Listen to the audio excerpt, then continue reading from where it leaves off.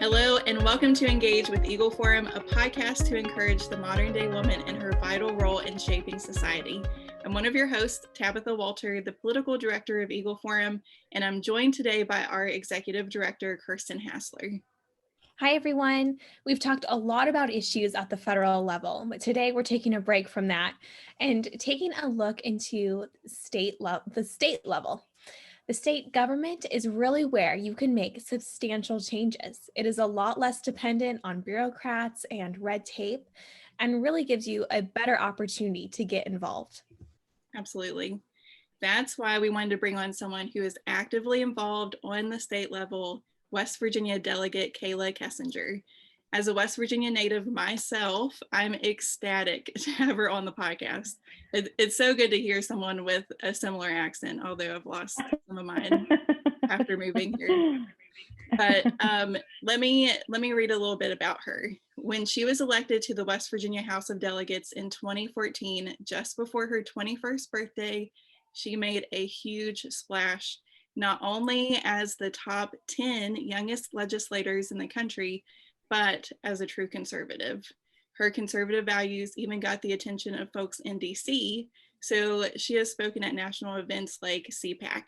She was recognized as one of Newsmax's 30 Under 30 and chosen as one of the 2018 West Virginia Wonder Women.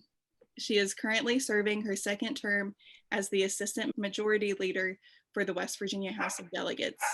When she is not at the State House, she is the Sales and Marketing Director for Synergy Sand, a transportation company that specializes in hauling frac sand.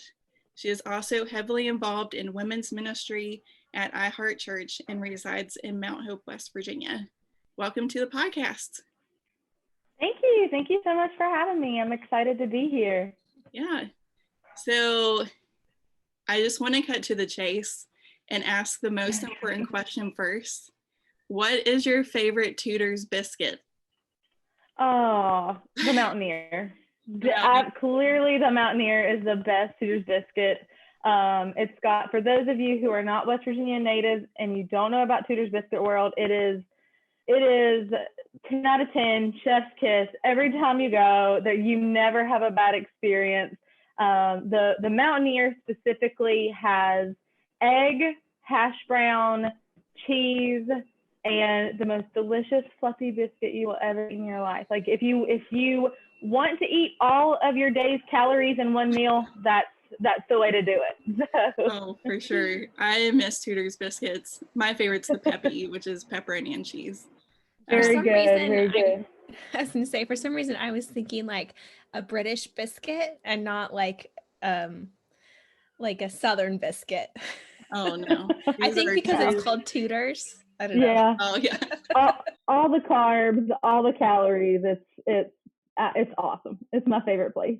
Oh yeah, definitely. So funny. All right. So apart from Tudor's, how did you become interested in politics, and in what ways did you get involved?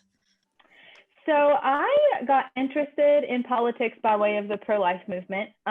When I was 13 years old, I attended a pro-life meeting in my community, and I read this pamphlet about a young boy who grew up during the Holocaust, and it shared the story of he grew up in this church, and there were these railroad tracks that would go behind this church.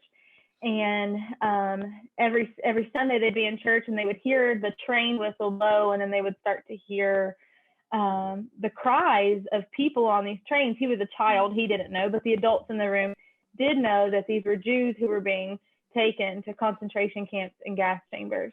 And he shared how he remembered every time they would hear that train coming, they would just blow the horn a little, or they would just start singing louder so that they could drown out the voices of the people that were crying to this body of believers for help. And I read that and I thought to myself, I've been that way for so long that instead of recognizing areas where I can lend my voice to help, I was just singing a little bit louder, pretending like everything was okay outside of my four walls.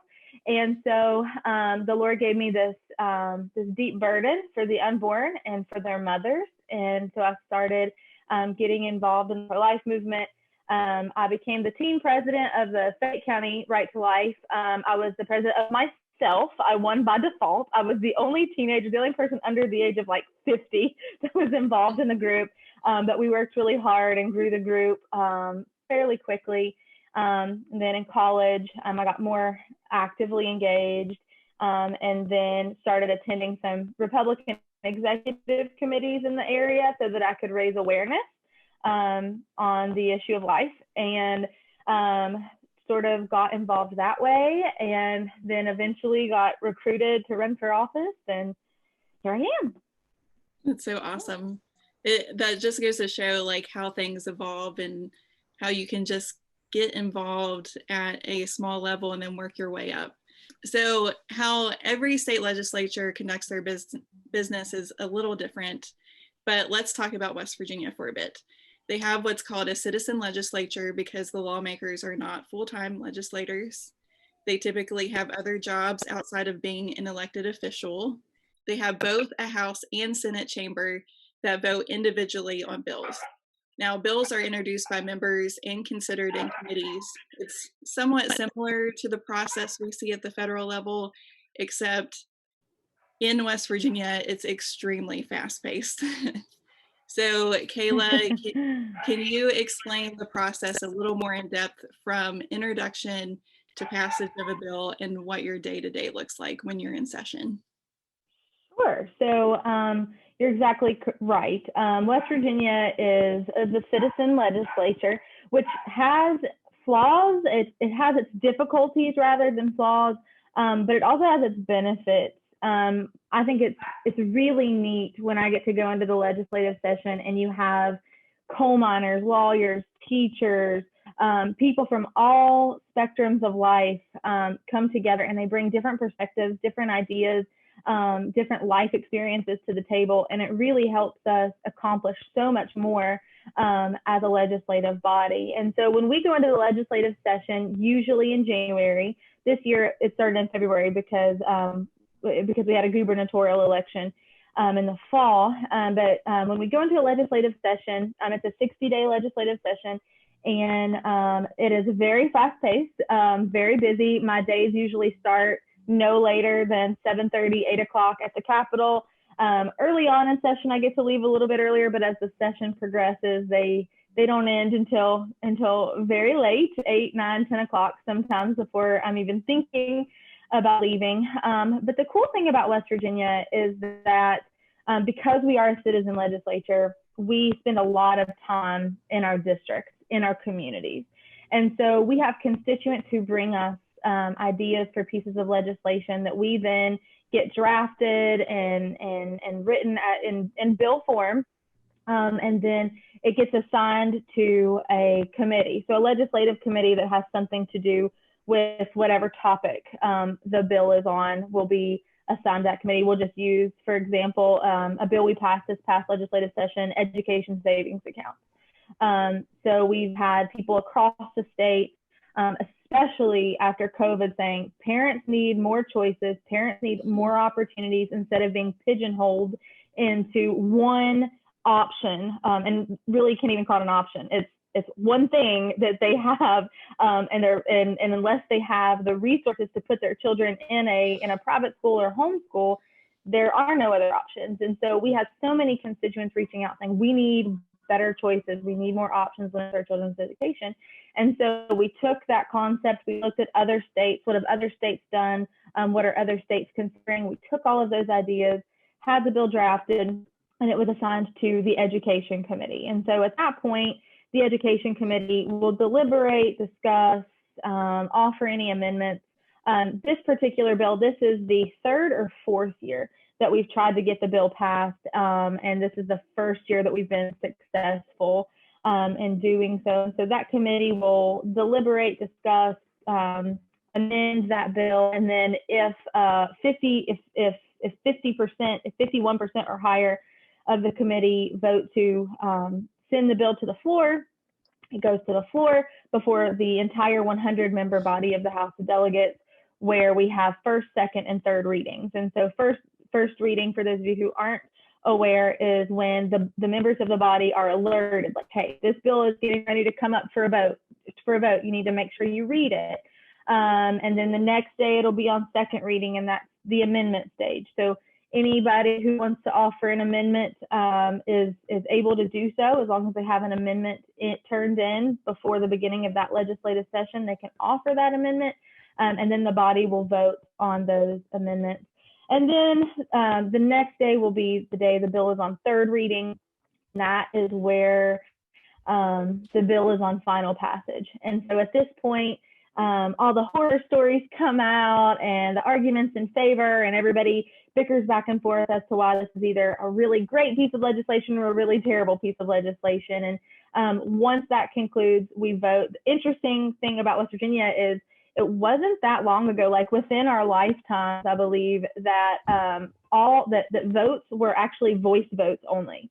And so there was no record of how legislators voted, but several years ago, the legislature, before my time, the legislature voted to force all votes on final passage to be recorded. And so you press your red button or your green button, and everybody and their brother will know how you voted on that piece of legislation. And if 51 members of the House of Delegates support the piece of legislation, it then goes to our sister body, the state Senate, where that entire process starts over. They do it all over there. And if it is lucky enough to make it through the process of both bodies, it then goes to the governor, where he has three options. He can either sign it to become law, he can either let it become law without his signature, or he can veto the bill. And so a really cool thing about West Virginia is that if the governor vetoes a piece of legislation, we as the legislative body have the opportunity to override any governor's veto with a simple majority. So just 51 votes in the House and a simple majority in the state Senate. And actually, my first in the legislature, I had an opportunity to override a governor's veto. For years, I told you a few minutes ago that I got involved in politics through the pro-life movement. And so I was like this little teenage girl. I had all my petitions for what came to be known as the Pain Capable Unborn Child Protection Act. Up until that point, abortion was legal up until full term. Like if I were pregnant and due tomorrow, I could have obtained an abortion today, up until 7 years ago in the state of West Virginia. And so for years leading up to that, as a teenager, I had all of my petitions. Every year I was turning them in. Like, I wanted my legislators to pass this bill, and they never did. And so my first year there, this bill that I had been grassroots fighting for, lobbying as a constituent for years prior to actually got to pass, I got to vote on and help pass that bill that the governor, Earl Ray Thomas at the time, then vetoed. And so for the first time in like 60 years, the legislature got to override the governor's veto. And I always say that was the proudest moment of my legislative career. I tell people, some people will tell you abortion empowers women, but overriding a governor's veto empowered this woman. And it was the highlight of my legislative career. But so that's the long way around how the legislative body works in the state of West Virginia. You definitely know your ins and outs there, don't you? This was my seventh legislative session, so I've sort of been, it was baptism by fire at first, and now I'm finally starting to understand what we're doing there. Mm-hmm. So you've talked a lot about, your background in pro-life, the pro-life movement, and how that really informs a lot of your decisions. But what are some of the other issues that you've really taken to heart and have driven forward in the legislature? Sure. So and I mentioned it a few minutes ago, one of the most important issues to me is education reform. In West Virginia, like I said, we really have not, for the longest time, had options for parents. We were one of only a handful of states that did not permit charter schools in the state. We didn't have ESAs.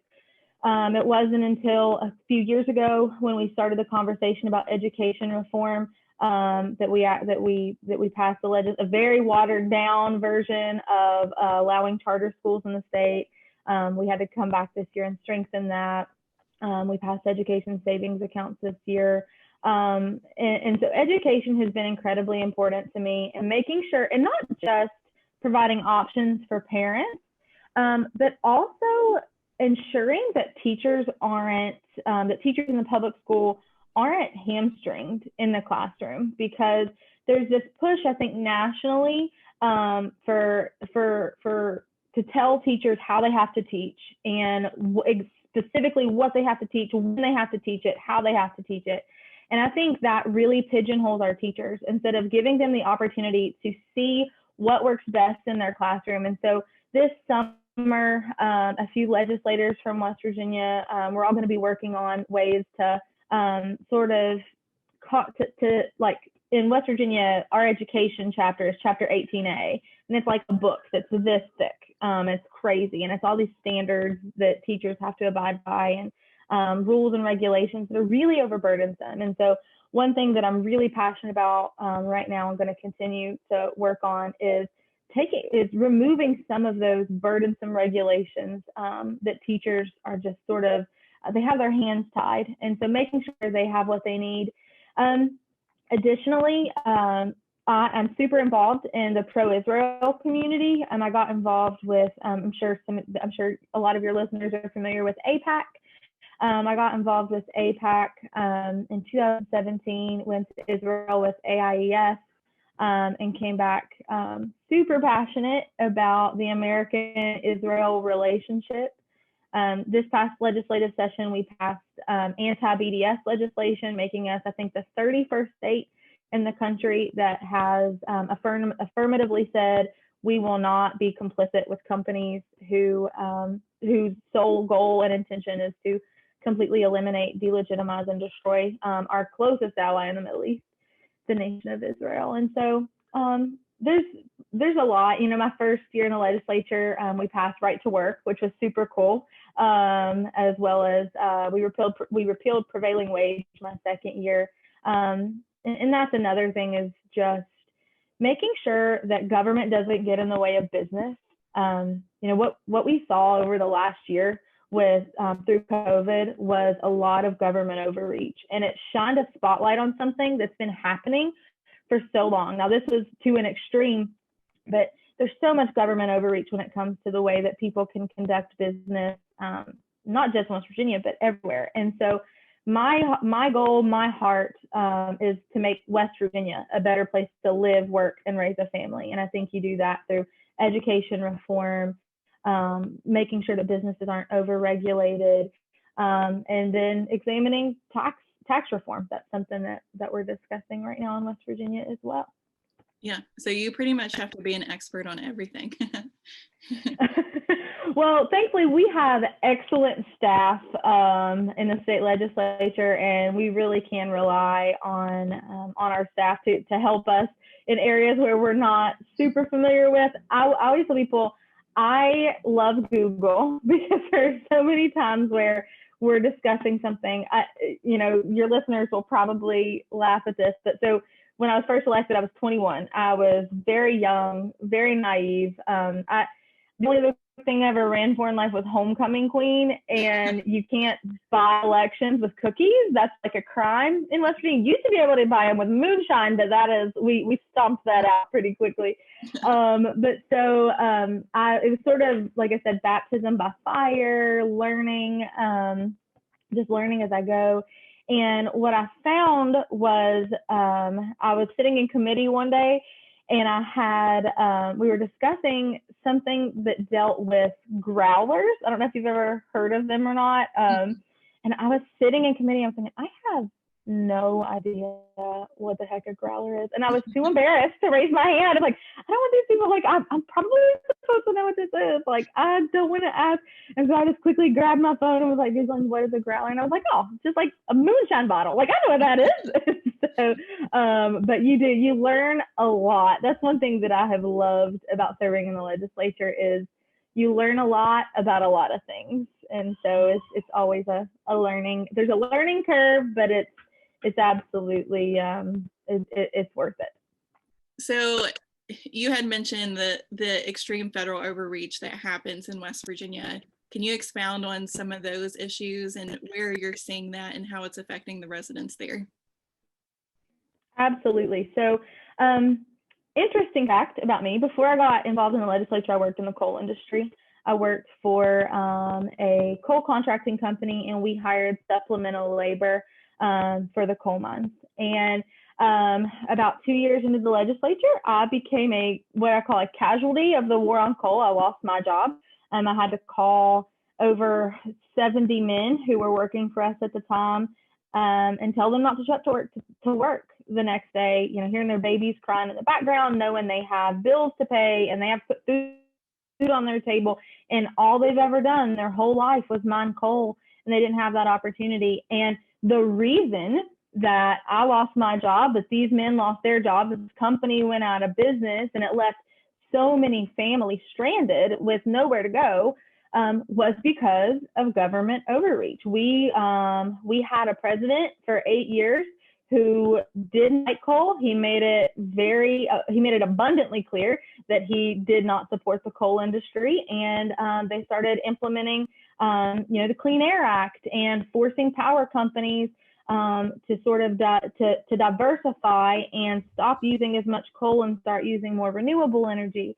And while I do support an all of the above energy approach, when you have government overreach that's creeping into communities that they do not understand how it works, and they try to take control of that area, it has detrimental effects. And what I think a lot of people in Washington, D.C. don't understand is that not everywhere looks like Washington, D.C. Not everywhere looks like California. Not everywhere looks like New York. We have rural areas in this country, like West Virginia, who need different things than California, New York, Washington, D.C. Washington, D.C. may not need the same things we need in West Virginia. They may have different needs and different expectations for how to live. But what happens is, instead of looking at government from a localized approach and saying we need to allow local areas, local governments, states, communities to make the decisions that are best for them, we have government elitists who think they know better than everybody else come in and say, no, this way of life has worked for you up until this point, but no more, because we have an objective, we have an end goal, and we want to help our political supporters and the people who funnel money into our campaigns, and they don't like coal, so we're not going to help coal. In fact, we're going to do everything we can to put it out of business. And they have. I mean, they've done it if there is one area in the state of West Virginia that has been totally decimated by government overreach, it's the coal industry. And what frustrates me so much about that is that you have a group of people who are constantly considered compassionate to those in poverty. But what they don't understand is when they start to force out affordable energy and start to lean more toward a more renewable form of energy, which is incredibly expensive, the people it hurts the most are those in poverty. And they don't even think about, even solar panels, for example. You know what you need to make solar panels and windmills? Steel. You know what you need to make steel? Coal. And so in this effort to in this effort for cleaner air, they don't understand the ins and outs of how coal actually works and what it does, and that it's so much cleaner than what a lot of people actually even think or understand. If you've never been in a coal mine, I would encourage you to go visit one, because your eyes will be open. It's not a bunch of men underground with pickaxes every day. It's significantly different than that. And so it's sad, because so many West Virginians have lost their livelihoods, lost their ability to provide for their families, simply because of government overreach. So we are battling bills on the federal level that really do encroach on states' rights. Just to name a few, like H.R. 1, which is that voting rights bill that we've talked about previously, the Equality Act, and even Biden's upcoming infrastructure plan. So if you are listening and wondering how these issues and these bills will affect your state, please go back and listen to these episodes and listen to them. And we are hoping you won't have to add that to your list of ways that the federal government is making things difficult. Yep. And so, Kayla, what encouragement do you have for those of us who may be interested in getting involved at the state level, whether it's just making their voice heard or even like you running for office? So I have so many young women, especially, come up to me and tell me that they have political ambitions and political goals. And my response to them is always, what is your why? Like, why do you want to do it? If you want to do it, if you want to, specifically when it comes to running for office, if the only reason you want to run for office is because you think it's prestigious and you want this title and you want people to look at you and think that you're something, and find value in the title and in the role that you have, don't do it. Because you will not find enjoyment in that. There are going to be more barriers than there will be doors. Don't do it if your why is simply to build your own empire and to build your own kingdom. But if your why is you care about your community and you care about your state, you care about this country, and there may even be specific issues, then strongly pray about it, talk to your family about it, and do it. Less than 1% of the population will ever put their name on a ballot, but everybody likes to complain about the people who do put their name on a ballot. And so I want to encourage more people to get involved. When I first ran, like I said, I had really never ran for anything before. I had been involved in specific, niche areas, but never, I never envisioned myself as a politician by any means. And I had a lot of people tell me I couldn't do it. I knocked 5,000 doors my first election, and the number of times people would just slam their door in my face. I would go home and I would feel discouraged, and I would, I'm not gonna let these few random people tell me that I can't do what I know the Lord has called me to do. And so I just pushed through. And so that would be my second. My first word of advice would be, what's your why? And my second is, don't allow obstacles to get in your way. Everybody's got opinions about who you should be and what you should do. In my opinion, the only opinion that matters is God's and yours. And so if you know that the Lord is calling you to do something in your life, then you need to be obedient, and you can make significant differences by doing that. If your heart is more, you want to be an activist, you want to be somebody who draws attention to specific issues that you care about, your voice is so important. I had a legislator tell me a few years ago, he had a very interesting voting record and I couldn't figure it out. And we asked, what's the deal, man? And he said, I just vote based on how many emails I get. And I was like, okay. But there are people out there who govern with that mindset. And so you need to make your voice heard. It's easy to sit at home and complain and to turn your TV off when you don't like what you're seeing, or to post on Facebook yelling about different things that are happening. It's hard to get outside of your comfort zone and call your legislators. It's hard to show up on Capitol Hill and lobby for something you care about. But when you are successful, there is nothing like that feeling. That feeling I had after years of fighting for the Pain Capable Unborn Child Protection Act and being able to press that green button to make it become the law in West Virginia. I've never felt anything like that in my life. Since then, before then, it was this deep feeling of satisfaction. And so if you care about anything, find out ways to get involved, find out ways to make your voice heard. A simple email to your legislators, showing up, they'll talk to you. They want to hear from you. I love to hear from constituents.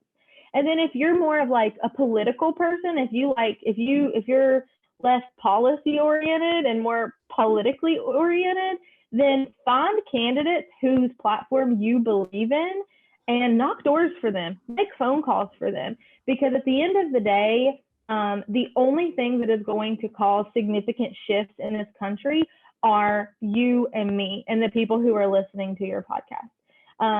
Yes, the people like me who are legislators who get to press those red and green buttons and decide what the policy for the state is going to be is important. But what's more important than that are the people on the grassroots, because they are the ones who determine who sits in the chairs to press those green buttons. And so get involved. Don't let people tell you that you can't do it. You are more than capable of being able to accomplish great things for your community. It just takes a little bit of effort. It takes a little bit of courage, but it's worth it. It's worth it in the end. Mm-hmm. That's so good. That's the pep talk we all needed right now. So how can our listeners, especially our West Virginia listeners, follow your efforts? Sure. So you can like my Facebook page, Kayla Kessinger for House of Delegates, but my Twitter handle is @Kayla Kessinger. And so you can follow those pages, like those pages to get information about what we're doing. The state legislative website is a wealth of has a wealth of knowledge for you to go and look at if you want to know what bills became law this year, or what things are changing in West Virginia. So you can always check that out as well. Yeah, that's good. Now, I can't let this opportunity go without sharing my experience with the West Virginia Legislature. In 2011, I was getting my master's degree at Marshall, and I applied for an internship at the West Virginia Legislature. I had no interest in interning there, but I had a friend who was like, you got to come, we wanted to buddy around while we were there. And I was like, okay, I'll do it. And to preface this, I got my bachelor's degree in elementary education. So I just planned to teach. And whenever I had that internship at the legislature, it threw me into a whole different world that I knew that I was called into. And I appreciate the Lord's calling and speaking into other people's lives to get me to go and do things outside of my comfort zone. And I had absolutely the best experience. I was assigned to the House Education Committee. And at the time, so Kayla, you weren't there. And there wasn't a majority of Republicans, at least in the House at the time. And so it was very interesting, all the different dynamics, the different lobbyists, the different, the legislature has different themed days where different counties come in and different businesses, and they have different food. And besides the hard political work that it takes to prop up a state and try to serve the people of West Virginia, we had a lot of fun. The West Virginia people just came together and really rallied around policies and each other, essentially. So I encourage anyone who is looking to get involved, talk to your state legislators, get your kids involved in the state legislature, whether it's an internship, a page program. Go up there and sit in the balcony and watch a day of legislative session. It's where the sausage is made, essentially. So it had a profound impact on my life. Obviously, it's had a profound impact on your life, Kayla. We so appreciate you joining us. It's so nice to have a West Virginia lady on our podcast. Well, I really appreciate you guys letting me join you guys. I have really enjoyed it. It's been fun. Yeah, absolutely. Yeah, and if you are listening to our podcast, please be sure to subscribe, share with your friends, and leave us a review. You can find us on all the major social media platforms and at engagewitheagleforum.com. From your house to the State House to the White House, this is Engage with Eagle Forum.